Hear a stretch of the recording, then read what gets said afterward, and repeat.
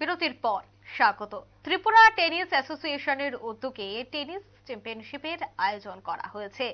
মূলত 20তম কুশল open tennis championship 2024 আর এর উদ্বোধন হলো আজ। উপস্থিত ছিলেন যুব বিষয়ক অধিদপ্তর অধিকর্তা সুব্রত নাথ এবং পশ্চিম জেলা পুলিশ সুপার কিরণ কুমার কে সহ অন্যান্যরা।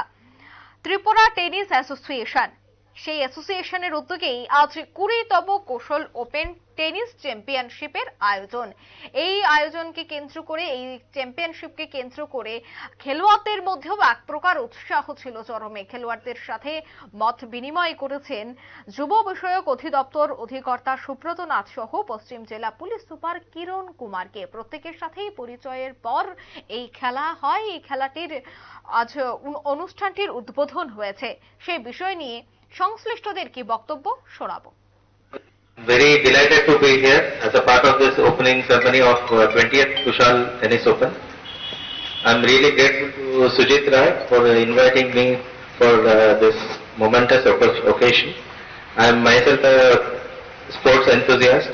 I regularly play tennis here, and this ground I have seen it has lot of from last few days, a few months, lot of improvements have taken place here.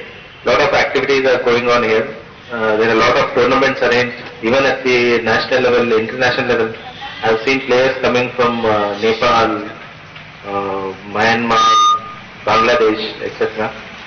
So I'm really delighted to be here, and I'm seeing very many youngsters in front of me.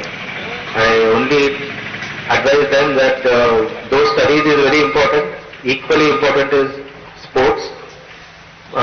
Never give up sports.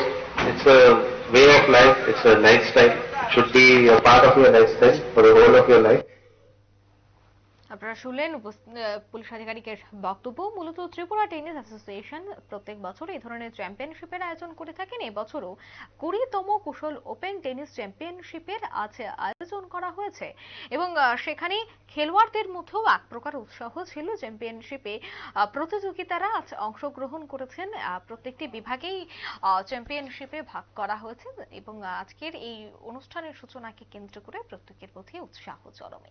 এই মুহূর্তের সংবাদ এই পর্যন্তই। আমাদের পরবর্তী news এবং update দেখার জন্য অবশ্যই চোখ রাখবেন শুধুমাত্র নিউজ ভ্যানগার্ডের পর্দায়। ধন্যবাদ।